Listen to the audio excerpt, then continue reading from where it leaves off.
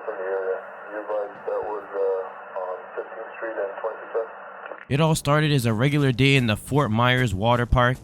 An influencer, JB, was trying to do a 24-hour challenge or 3 a.m. challenge, either way, an overnight challenge inside of the waterpark's gates. So he comes 5 minutes before the park closes and decides, hey, I want to buy a ticket. And the person's like, we're about to close, I don't think it's worth your money. But for him, getting this video, that thing will pay for his ticket and more. So he's like, I'll buy the ticket. As long as you're selling, I'm gonna buy it. So he buys the ticket, goes inside, and to make sure he doesn't look suspicious, he just goes on a couple rides. However, after going on only 2 rides, it's time for the water park to close. Of course, it goes over the PA over the microphone to let everybody know that the park is now closing and make their way to the exit, but JB has other plans. Luckily for the park and the park security, they saw JB on the cameras and they seemed like he was a suspicious person because he was refusing to leave. While everybody else was walking to the exit, he was walking further into the park. And usually, maybe 1 or 2 people might be doing that, but he was the only one, especially because it was late at night. They waited an additional 30 minutes before they ended up calling Fort Myers PD so that they could have him escorted off of the property and first off find him, because they saw him on the cameras in the first part. But then, of course, there were some issues at the front gate, so on and so forth, with security had to deal with. So now they kind of lost him, and they just need extra eyes and ears to see if they can find their trespassing individual, because now it's a trespass. They're already closed. You're supposed to be gone. So after the security guard explains the predicament that they're in with this guy that is kind of just in the park and didn't leave. It's not like he's refusing to leave. They didn't walk up and tell him, hey, you got to leave. And he said no. They just kind of were going to tell him that, but they ought to find him first. So now they're calling it Fort Myers PD, so then they can just officially just get him out of here, just officially trespass him. They don't want to be arrested.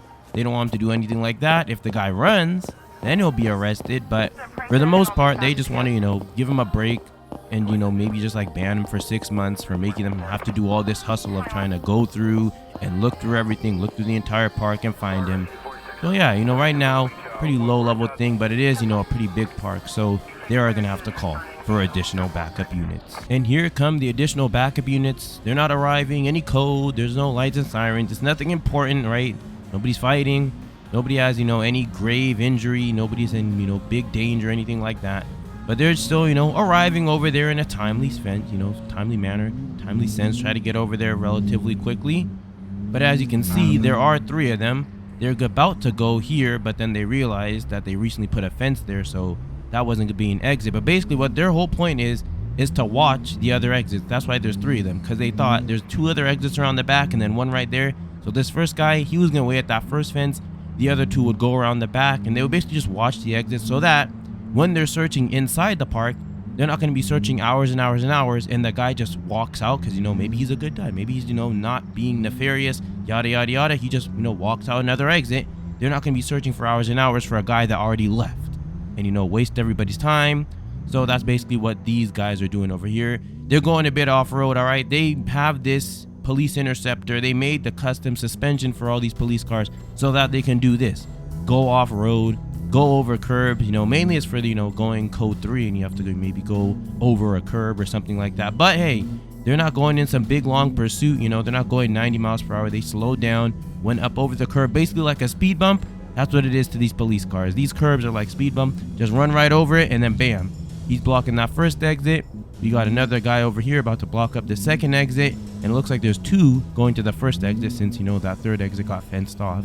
So there you go, look at that. If the guy comes outside, comes through one of these exits, he just talks to the officer like, hey, I'm out of here. Then the officer says it over the radio, all right, we got the guy, everybody's good to go, we found him, and then everything is good. And of course, if you're going to be searching up a park, you gotta have a supervisor.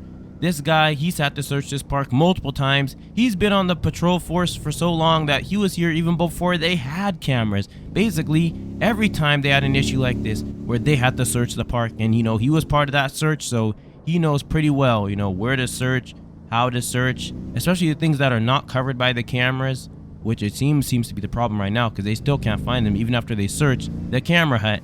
But here they go, that backup unit, or what's it called, their supervisor, and 2 more backup units. Look at that, they even got an off-road unit. Look at this guy. Oh my goodness, that truck is just amazing. But there they go, going the length of the park, Gonna go on into the parking lot and then meet up with the other officer. But this is gonna be our primary search force over there. Meanwhile, the other 3 are gonna be just securing the exits, you know. And of course, the guy can't really go to the main exit without everybody seeing him. So that's kind of why there's nobody blocking up the main exit. But come on through, guys. Come on through. Join the search party in the water park. All right, he's parking up right there. Here comes the guy behind. And they're going to hop out and go inside and go talk to the guy. The backup then goes inside and talks to the guy about what exactly needs to go on and what needs to happen. While the security guard is talking with the police officers at the front of the park, JB is still running wild, you know, going on extra rides, especially because now there's no lines because there's nobody else there. But then he decides, you know what, I'm going to go hide and actually bunker down and do the challenge because he has to figure out where exactly am I going to sleep. He tries out those bushes over there. Then he goes back to underneath this cave here. This place looks like a pretty, you know, decent dwelling, decent setup. But then he's like, there's probably going to be a security guard that walks around and he might just straight up see me. So he decides to head out of that cave and heads right on back into the bush. You know, the good old fashioned bush strategy. Nothing beats hiding in a bush. So after checking some CCTV footage, they say that they believe that the guy is in those slides in the back, aka the slides he just slid down. And they asked, does he have a description? It's gonna be a black male, white ski mask, and a blue jacket. And he looks familiar because this guy might have actually seen one of his videos on YouTube. So he already knows the game. He knows this guy's gonna be here for a while. Now it's time to actually search the park and search for the guy. They begin in the front and then they work their way all the way around. But as you can see, they're calling in over the radio. Basically, they said this guy's near the back of the park. So the 2 guys in the front, the 2 officers in the front that were watching the front, or actually 3, because one of them was a double car, can come on inside and can go in and help them with the search looking in the back of the park because there's no reason to watch the front entrance if the guy's on the opposite side of the park at the back entrance. And while you're combing through on this side of the park, because there's 2 kind of main sides of the park, he could be walking right here. But they do keep the officer that's protecting the back entrance. They're like, hey man, stay right there. If he comes your way, let us know, so on and so forth, and then we'll be good to go. So there you have it. As you can see, they're approaching near the back entrance right now. They're passing by the pool, going all the way around. Is that the bottom of the slide? Yes, it is the bottom of the slide. But there you have it. There goes the other 2. I think they're gonna have, they're gonna have 2 guard the bottom of the slide. So in case he's on the slide and he slides down, either way, they're not gonna let him escape. They're just gonna be like, bam, we got him at the bottom of the slide. Hey kid, hey dude, you gotta go. But here they go, walking all the way up the slide. This slide's like 50 feet, 70 feet, 100 feet. I don't know. It's a lot of feet. It's a very high slide. But here they are at the top. And guess what? He's not there because, if you recall, the guy slid down the slide already. But of course, the CCTV didn't really see him slide down the slide. They only saw him at the top of the slide. But there you are. People at the bottom, they didn't see him either. So that means he's not here. Once they meet at the bottom of the slide, the security guard says the only other place he could be hiding is the children's playground. So they basically spread into 2 teams of 3 and decide that each team is going to go to each side of the bridge because there's only 2 bridges leading inside of that children's playground. Everything else is just a water thing, and I don't think the guys going to be wanting to get wet this late at night. So they split up into their 2 teams and off they go. But here they go. They're approaching the bridge right now. Here's team number 1 or team number 2. I don't really know what the team. I'm just going to call them team 1. Team 1 has their bridge secured. Here are the 2 teams at their bridge positions. As you can see, once again, the only 2 bridges in, the only 2 bridges out. And of course, you have our man still covering that rear entrance. And so now they're closing in on him. JB's time is limited, but here they go. There goes the 3 over there, and here goes the 3 over here. They're going to check back near this children's play area. Gonna check everywhere, literally every single place. There we go. Bam. They're going in. They're pinching in on him. Both sides. Look at that. Okay, we can't really see Pepper right there. There we go. Now we can see the supervisor. He's walking on over on himself. The left side's about to get covered. Or actually, no, it's the right side. The right side's covered. The left side has 3 deep. And here they come. They're about to approach JB's bush. You can see JB in the bush right there. This guy, you know, I didn't even realize how bad of a hiding spot it is until I kind of see it right now. But this guy sticks out like a sore thumb. He's wearing blue. What he should have got was a ghillie suit. He should have worn green. But bam, they spot him already. Look at that. He's trying to hide. He tried to hide something. He's like, you see something? Yeah, I see him right there. Bam. Oh, actually, it's very hard to see him now. You know what it was? If he had hidden like this the whole time, they probably wouldn't have even seen him. But you know what? It's too bad, so sad. They already saw you.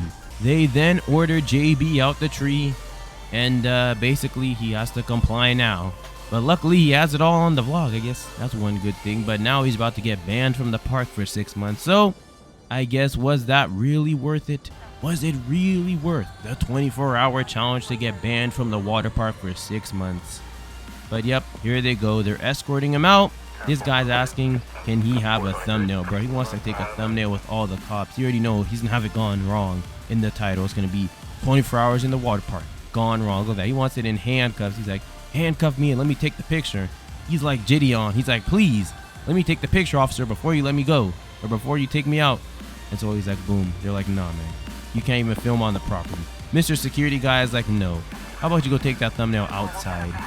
He's like, I'm not asking Mr. Security guard. I'm asking the real officers. The disrespect from this guy. But yep, he's banned from the park. And that is it. What's done is done. Look at that. He's trying to put it on his phone. He's trying to go on Instagram Live, trying to get even more. He's like trying to get a nice quick thumbnail there. He's like, let me get that picture real quick. No. No picture for you. How about you just leave the park? But yes, sir. He is now banned. Not arrested. Nothing else like that. Just banned.